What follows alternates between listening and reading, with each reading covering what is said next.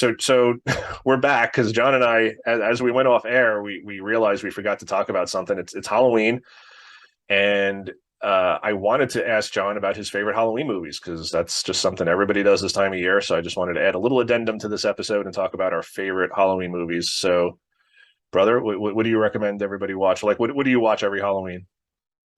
All right. Well, it's gonna sound so cliche, but of course I'm a big John Carpenter fan. I think I saw the original Halloween when I was 10 years old. I would walk to the video store and get it on like cassette, like video cassette. Right. So that must have been like 1984. I was renting Halloween, and I still love it. I've seen it this year 3 or 4 times because they got new editions. Oh, okay. I saw they have a video version from the first time they showed it on ABC, and they have the ABC announcer voice Oh, talking cool. about Halloween and stuff like that. And then they showed with the extra scenes that he actually filmed a couple of years later when they were doing the sequel. So I love Halloween 1978. I've seen all of them. In fact, I just finished yesterday with the 13th one, Halloween Ends. So I always like movies that take place on the actual day, not just a horror movie, but it takes place on the actual day. So obviously Halloween, all 13 take place on that day. Um, but I like the fact that E.T. has that little that moment when it's Halloween and they're all dressed up, and that's cool. Right, right. In Poltergeist, you kind of forget that. It happens in The Exorcist, and The Exorcist is so interesting that it happens on Halloween because it's just so innocent going around the neighborhood trick or treating. And Georgetown, where it's filmed, is a very nice upscale neighborhood. Can you imagine just walking around and knocking on that door trick or treating, and the Reagan's upstairs being possessed? Yeah, Because with trick or those treat, it's like, voices yeah, coming you're out of gonna her. die. Yes, you are. God knows. So that's always cool. There's also this anthology film that I really like, called Trick or Treat, Hmm. and it's I think 3 or 4 segments that are all sort of intertwined that all happen on Halloween night, and it's sort of like a comedy horror movie, which I always like anyway. Like Evil Dead 2 is the funniest movie I've ever seen. We love that one. That doesn't take place on Halloween though. And one that's super, super, super gory that I just saw last year was called what's it called? Night of the Demons, I think. I think I've heard of that. Yeah, let me check. I have it here. Like, I don't think I've ever seen it, but like when you say that, I have like a vision of like the box art, like the cover art. Yeah. Night of the Demons. Yeah, 1988. A really gruesome sort of cover. I don't know if you can see it here. Oh, just Yeah, I'll it's really, really gruesome. But of course, it's so stereotypical because it's a group of teenagers. Of course, you have to have teenagers, right. and it's Halloween, so they go to a coroner's. It's a whole house, like it's a funeral parlor, and of course they have everything downstairs, and they do a séance. I mean, it's like all these things that you should not be doing on Halloween. If you're a teenager on Halloween, you're already facing God knows what you're facing out there in the world.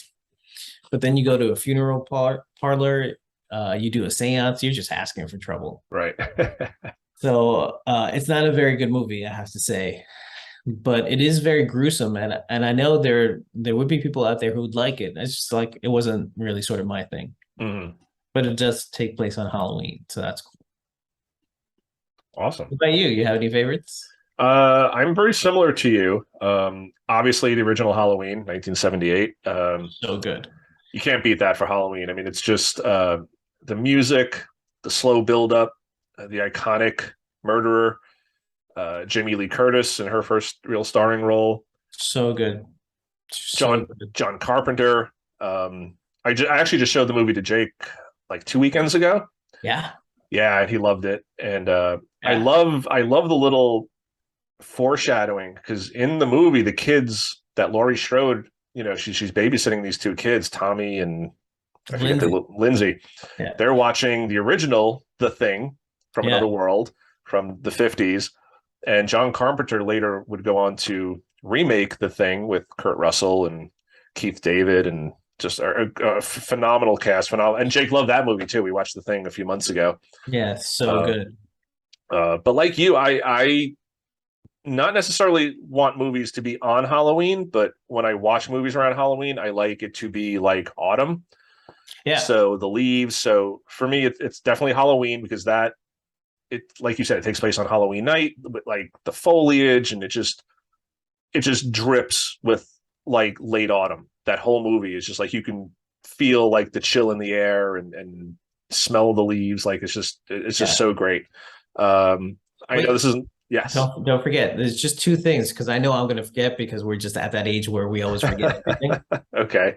So I'm trying to even hold it together right now. In the latest Halloween movie, Halloween Ends, just came out a couple of weeks ago. They're watching TV, they're watching horror movies, and they're trying to subvert expectations. And I don't even want to get into subverting expectations, but it's a male babysitter, and they're watching a Halloween movie, and they're watching John Carpenter's The Thing. Oh, a nice little callback. A little callback, which I appreciated, and yeah, it was really cool. The other thing that I was thinking, it actually takes place on Halloween. So university kids, maybe teenagers, early 20s, Blair Witch Project. That takes place. They go to Salem, of all places. Teenagers, Salem, Halloween, you're dead. Right. Why even do it?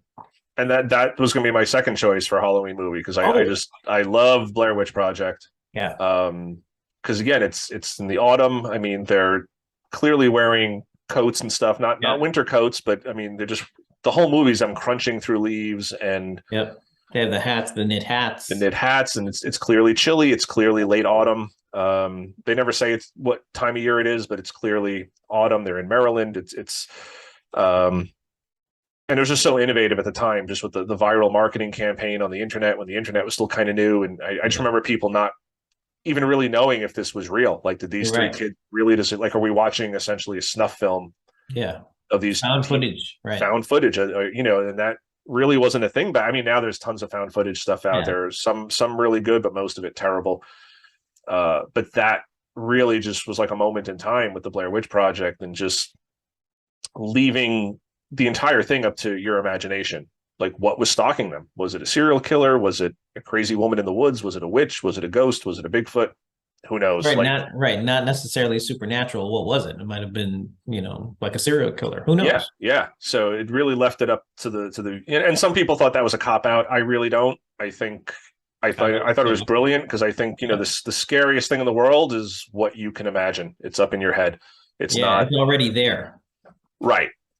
And for me, Halloween is not even necessarily, the Halloween films are not even that scary. I mean, there's clearly slasher flicks, and they're spooky and stuff, but for me, like, the original Halloween is more about a tone and a setting, and these horrible things happen. I'm not really into slasher films. I'm not into the gore, and I like that first movie is not really gory. I mean, a lot of it is implied. I mean, you hear the stabbing, you see, but you're not seeing a ton of blood. You're not seeing guts and decapitations or anything like that. I mean, it's almost tasteful. I mean, if that's the right word for Halloween. Well, Halloween, yeah. I mean, it's certainly artistic. This, it's just beautiful to look at.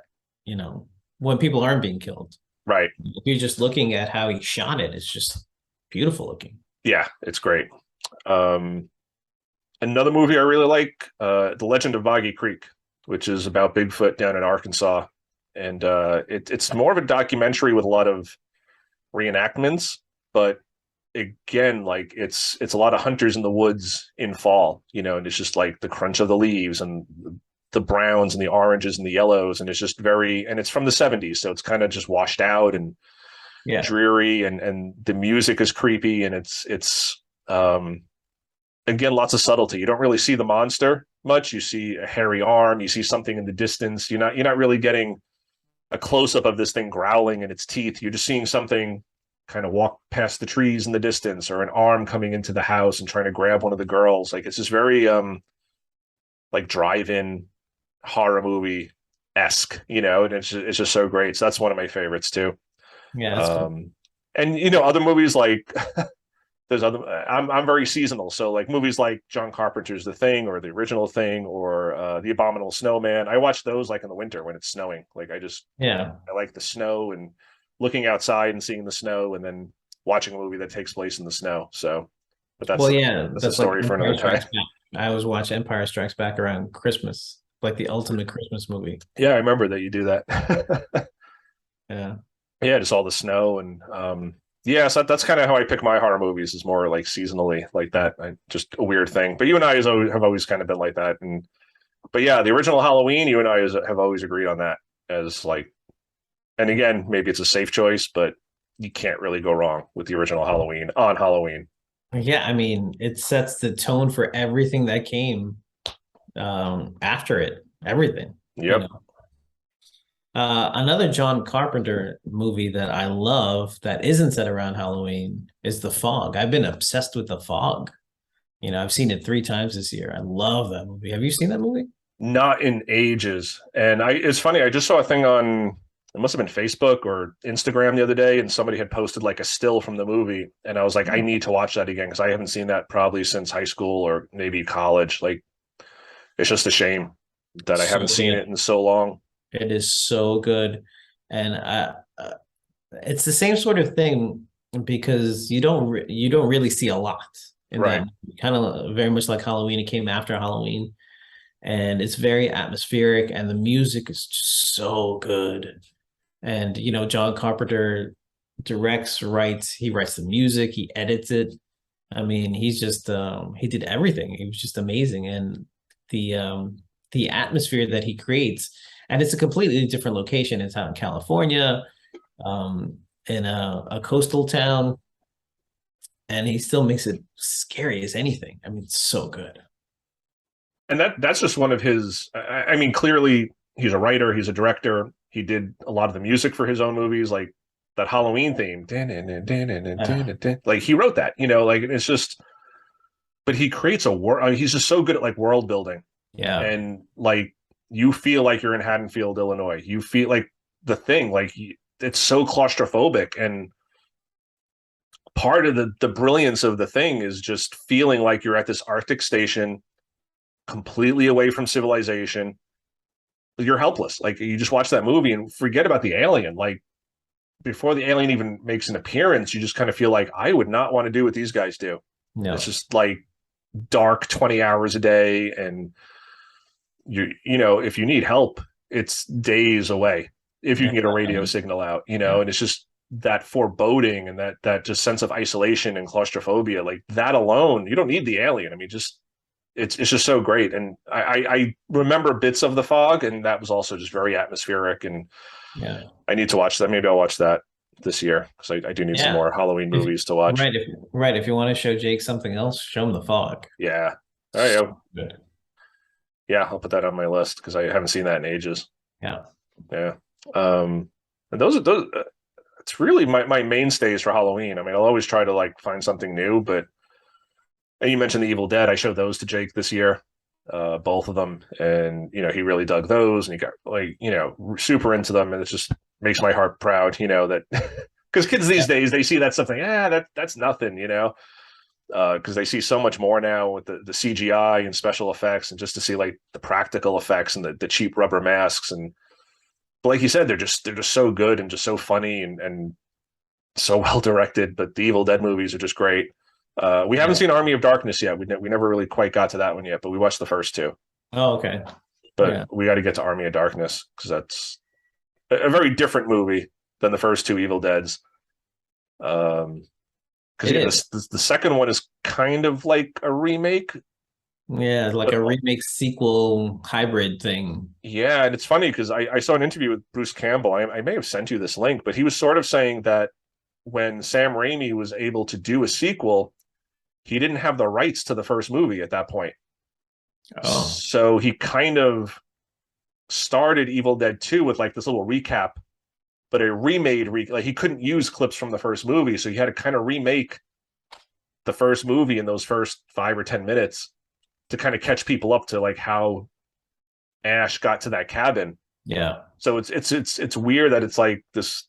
He kind of remakes it, kind of reboots it, but yeah, I heard Bruce Campbell was saying he didn't have the rights to the first movie at the time, so he couldn't use like clips or Right. flashbacks. He had to kind of recreate them. So very interesting. But yeah, also great movies. I forgot that ET took place during Halloween as well. But once you said Yeah. that, it like totally clicked. I'm like, oh yeah, they were out trick or treating. Yeah, exactly. Um, I Same love thing with The Exorcist, which I watched again with Jake a few weeks ago, Ooh. and he loved it. He thought it was great. So It's fantastic. it's a good movie. But yeah, I forgot that took place around Halloween too. I knew it was fall. It's clearly autumn in Georgetown there, but I forgot that it was Halloween. Yeah, iconic visuals, iconic music, all of these. I mean, really, really special movies. Yeah, definitely classics. Yeah. So awesome. Any others that you can think of, or I can't think of any off the top of my head. I have so many movies I'm looking at right now. yeah, for me those like my mainstays. I'll venture out to other things usually, but I never really find anything that I'm like I'm adding this to my list. Like those are the top three for me pretty much. Yeah, same. Awesome. All right. Well, I'm glad we got this. I totally forgot that to do the movies. Yeah, And I meant to, because we mentioned like Ghostbusters, like we were mentioning movies right. during our chat, and I was like, oh, I got it. That's a good segue. And then we just kept going. And Yeah. yeah. All right, cool. So I'm glad we got this little addendum. Yeah, awesome. Cool. All All right. right, brother. Well, thanks again. Anytime. Let me know. All right, man. Talk to you All soon. right. All right. Take care. Bye. Bye.